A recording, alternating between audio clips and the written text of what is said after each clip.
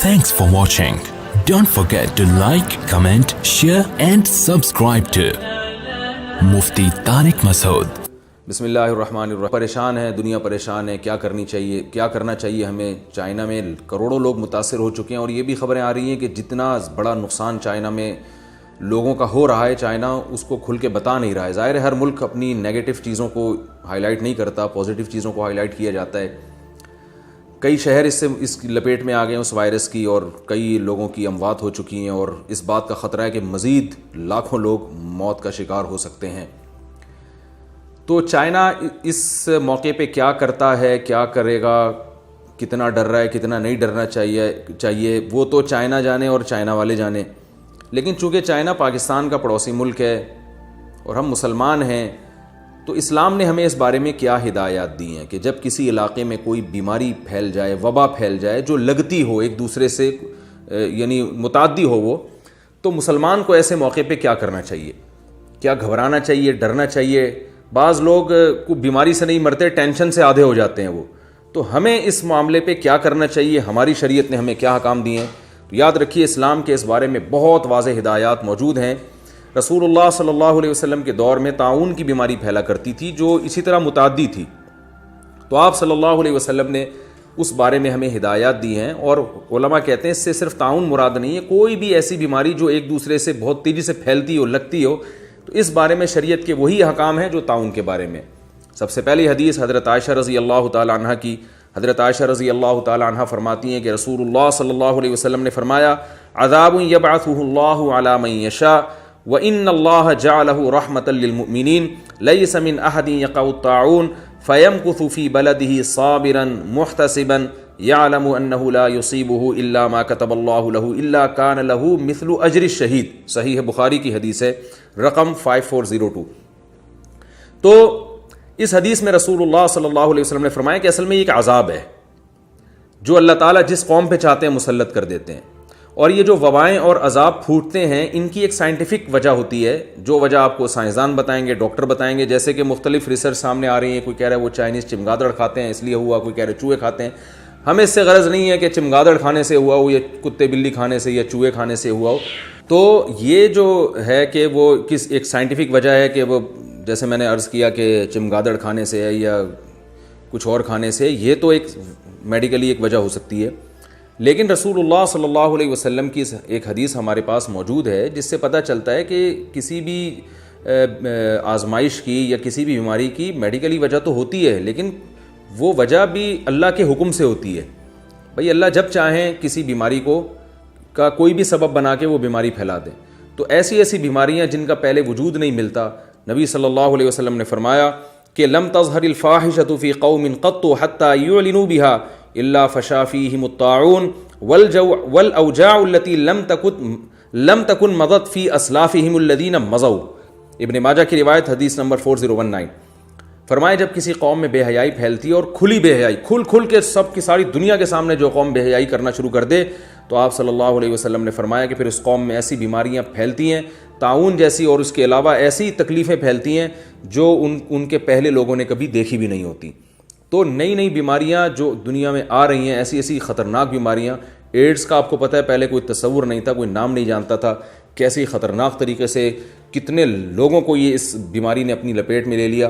اور یہ جو وائرس پھیلا ہے بہت تیزی سے پھیل رہا ہے، اللہ تعالیٰ سب کو محفوظ رکھے. تو اس طرح کی جو بیماریاں ہیں ان کی یقیناً ایک میڈیکلی وجہ ہوتی ہے، لیکن ایک وجہ ان کی بے حیائی کھلے عام جب ہو جائے گی تو اللہ لوگوں سے پھر انتقام لیتے ہیں. تو یہ بھی وجہ ہے، لہذا بے حیائی پہ بھی کنٹرول کرنے کی ہمیں بہت شدید ضرورت ہے. تو وہ کیا کرنا چاہیے ان کو اس موقع پہ؟ وہ تو ان کی گورنمنٹ کر رہی ہے، ہمیں کیا کرنے کا حکم ہے؟ تو پہلی بات یہ کہ ہمیں سب سے پہلے رسول اللہ صلی اللہ علیہ وسلم نے تسلی دی ہے، ہمیں ٹینشن نہیں لینی ہے. وہ تسلی کیسے دی ہے؟ جو میں نے حدیث آپ کے سامنے صحیح بخاری کی پڑھی. آپ صلی اللہ علیہ وسلم نے فرمایا اصل میں تو یہ عذاب ہے، اللہ جس پہ چاہے مسلط کرتا ہے، لیکن کہ اللہ نے اس کو رحمۃ للمؤمنین، مومنین کے لیے رحمت بنا دی ہے. رسول اللہ صلی اللہ علیہ وسلم نے ارشاد فرمایا کہ مسلمان کو جو اللہ پر ایمان رکھتا ہے اس کو ایک کانٹا بھی اگر چبھتا ہے تو اس کے بدلے میں بھی اس کا گناہ معاف ہوتا ہے. ایسی کوئی وبا اگر پھیلتی ہے تو یہ وہ لوگ جو صبر کرنے والے ہیں، اللہ کی تقدیر پر راضی رہنے والے ہیں، ان کے لیے پھر یہ عذاب نہیں ہے، بلکہ ان کے لیے اللہ کی رحمت ہے جو ان کے گناہوں سے معافی کا ذریعہ بنے گی۔ اور اس میں ملے گا کیا؟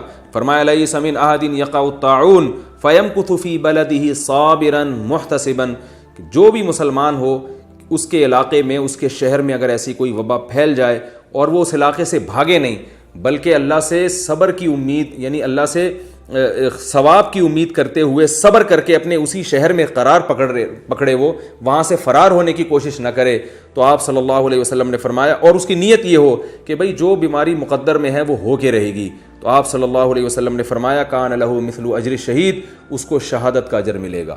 اس حدیث کی تشریح میں علماء کی دو رائے ہیں۔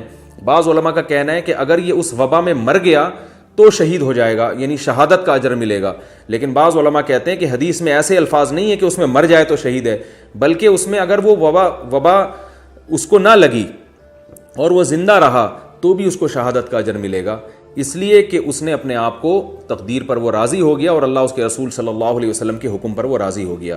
تو پہلا حکم ہمیں جب بھی کسی علاقے میں وبا پھیلتی ہے تو شریعت کا پہلا حکم یہ ہے کہ آپ کو اس علاقے سے بھاگنے کی قطعاً اجازت نہیں ہے، یہ شریعت کا پہلا حکم ہے جو وبا کے بارے میں۔ دوسرا حکم اس حدیث سے ہمیں پتہ چلا کہ اگر آپ اسی علاقے میں رہتے ہیں تو اگر اس وبا سے مر گئے تو بہرحال شہید ہیں، اگر آپ کی موت واقع نہیں بھی ہوتی تو بھی اللہ آپ کو شہادت کا اور شہیدوں کا اجر عطا فرمائے گا، تو یہ بہت بڑی نعمت ہے۔ اور تیسری بات ہمیں یہ پتہ چلی کہ بہرحال یہ مسلمان کے لیے عذاب نہیں ہے، اعمال صالحہ کرنے والوں کے لیے یا ان لوگوں کے لیے جو اسے اللہ کی رحمت سمجھتے ہیں اور تقدیر پر راضی ہوتے ہیں، ان کے لیے یہ اللہ کی طرف سے بہت بڑی رحمت ہے۔ یہ تو ان لوگوں کا حکم حدیث میں بیان ہوا ہے کہ جو اس شہر میں رہتے ہوں جہاں پر بیماری پھیلی ہے، جیسے چائنا کے جن شہروں میں یہ وبا پھیلی ہے وہاں جو مسلمان رہتے ہیں ان کو وہاں سے بھاگنے کی قطعاً اجازت نہیں ہے، لیکن کیا آپ اس شہر میں وزٹ کے لیے جا سکتے ہیں، کسی کام سے جا سکتے ہیں؟ اس کے بارے میں بھی ہمارے پاس صحیح حدیث موجود ہے۔ حضرت سعد بن مالک رضی اللہ تعالیٰ عنہ فرماتے ہیں کہ رسول اللہ صلی اللہ علیہ وسلم نے فرمایا اذا کان الطاعون بارض فلا تهبطوا علیہ واذا کان بارض وانتم بها فلا تفروا منه۔ مسند احمد کی حدیث ہے، حدیث نمبر 1615، کہ رسول اللہ صلی اللہ علیہ وسلم نے فرمایا کسی علاقے میں طاعون یعنی اس جیسی کوئی وبا پھیل جائے تو تم وہاں سے بھاگو بھی نہیں اور اس علاقے میں جاؤ بھی نہیں۔ حضرت عمر رضی اللہ تعالیٰ عنہ نے جب شام کا سفر کیا ہے تو جب آپ شام کے قریب پہنچے تو آپ کو اطلاع ملی کہ شام میں طاعون پھیلا ہوا ہے، ایک بیماری پھیلی ہوئی ہے جس سے لوگوں کی اموات ہو رہی ہیں۔ حضرت عمر رضی اللہ تعالیٰ عنہ پریشان ہو گئے، اس وقت آپ کے پاس اس بارے میں کوئی حدیث موجود نہیں تھی، پریشان ہو گئے کہ کیا کرنا چاہیے۔ تو صحیح بخاری میں ہے کہ آپ نے مختلف صحابہ کو بلایا، مہاجر صحابہ کو بلایا، انصار صحابہ کو بلایا۔ مہاجر صحابہ کا اختلاف ہوا، بعض نے کہا کہ ہم ضروری کام سے آئے ہیں، جب تک وہ کام نہیں ہوگا ہم نمٹا نہیں لیتے، ہم واپس نہیں جا سکتے۔ بعض نے کہا کہ ہمیں واپس جانا چاہیے۔ پھر آپ نے انصار صحابہ کو بلایا، ان کا بھی اس میں بڑا اختلاف ہوا۔ پھر آپ نے کہا کہ جو قریش کے بڑے بڑے سردار ہیں جنہوں نے مکہ سے مدینہ ہجرت کی تھی ان کو بلایا جائے، تو تقریباً تمام لوگ آ گئے سوائے کہا جاتا ہے کہ 2 اشخاص کے، تو سبھی آ گئے۔ تو حضرت عمر نے ان سے مشورہ کیا تو انہوں نے فرمایا کہ دیکھیں آپ کے ساتھ بڑے بڑے صحابہ کرام ہیں، آپ ان کو آزمائش میں نہ ڈالیں، ان کی اگر موت واقع ہو گئی تو یہ اسلام کا بہت بڑا نقصان ہے، لہذا ہمیں چاہیے کہ ہم رسک نہ لیں اور ہم یہاں سے واپس چلے جائیں۔ حضرت عمر رضی اللہ تعالیٰ عنہ نے ارادہ کیا کہ میں یہاں سے واپس جاتا ہوں، ان کا مشورہ مانتا ہوں میں۔ اتنے میں حضرت ابو عبیدہ ابن جراح رضی اللہ تعالیٰ عنہ آئے، انہوں نے فرمایا کہ ان کی رائے یہ تھی کہ ہمیں شام جانا چاہیے، ہم جس کام سے آئے ہیں اس کام کو نمٹا کے ہمیں واپس جانا چاہیے، وبا پھیلی ہے تو کیا ہوا، تقدیر پر راضی رہتے ہیں۔ تو ابو عبیدہ ابن جراح رضی اللہ عنہ نے فرمایا کہ یہ امیر المومنین افرارا من قدر اللہ، آپ اللہ کی تقدیر سے بھاگ رہے ہیں، بھئی اگر اللہ نے موت مقدر میں لکھی ہوئی ہے تو مر جائیں گے ہم، اور اگر زندگی لکھی ہوئی ہے تو زندہ رہ جائیں گے، یہ تو جو کام ہے وہ تو نمٹائے نا، آپ تو اللہ کی تقدیر سے بھاگ کے جا رہے ہیں۔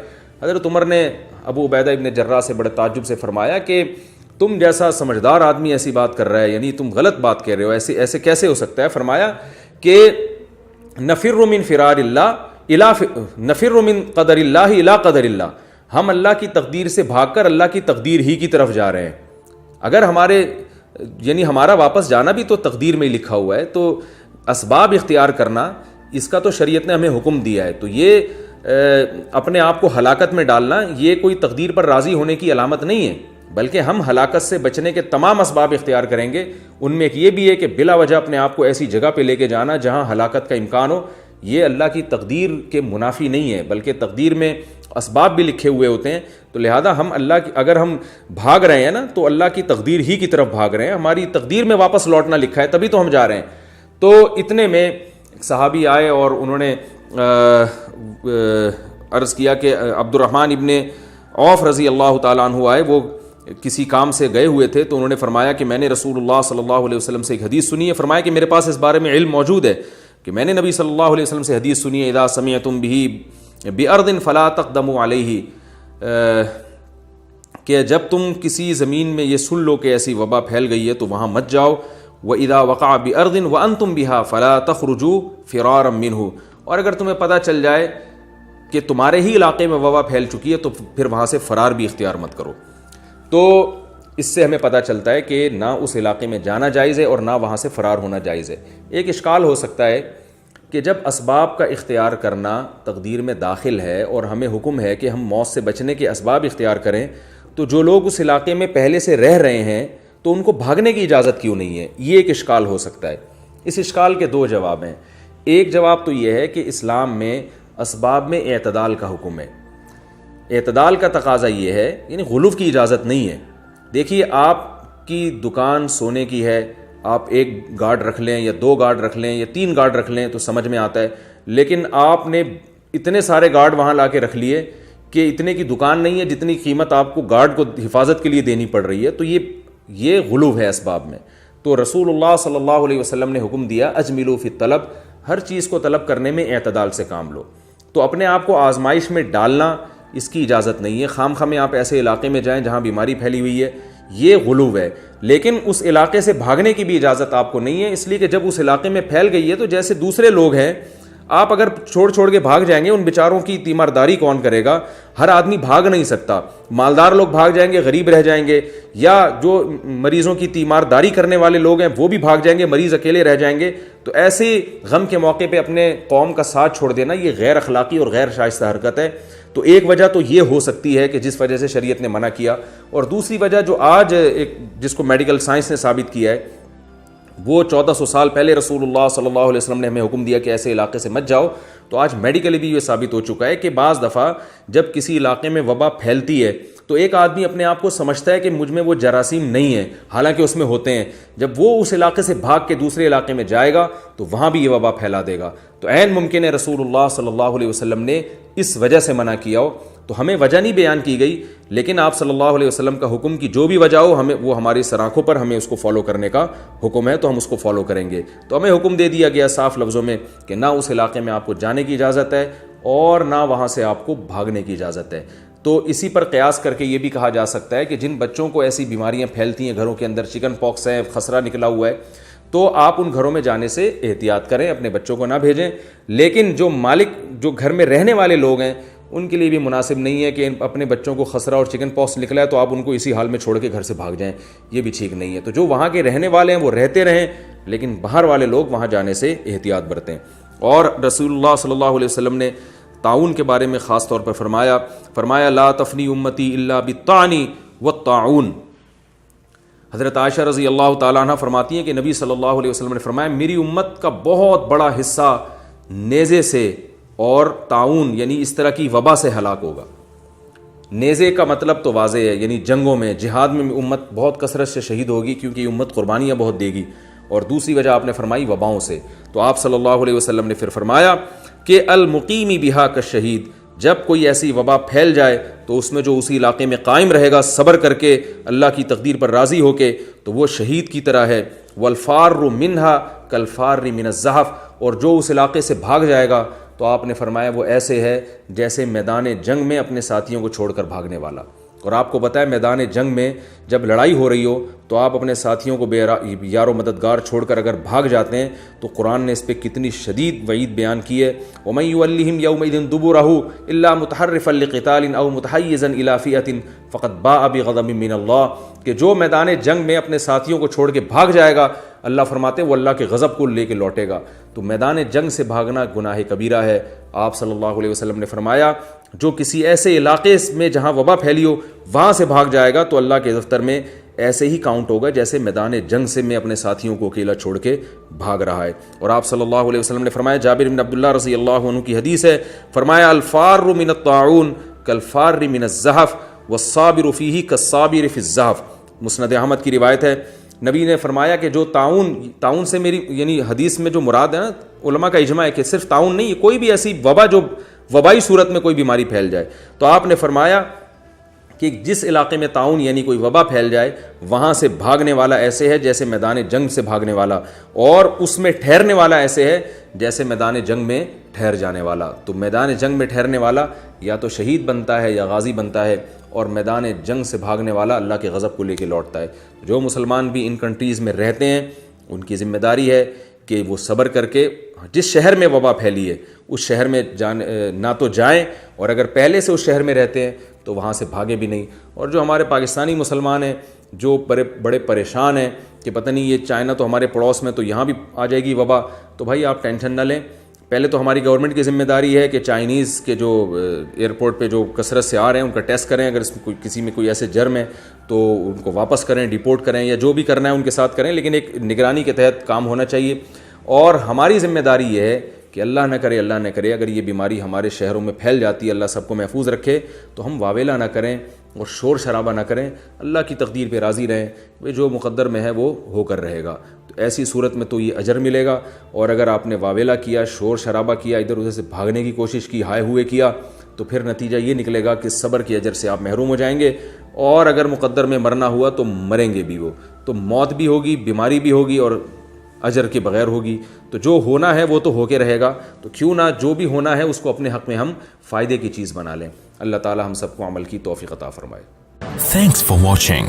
Don't forget to like, comment, share and subscribe to Mufti Tariq Masood Speeches channel.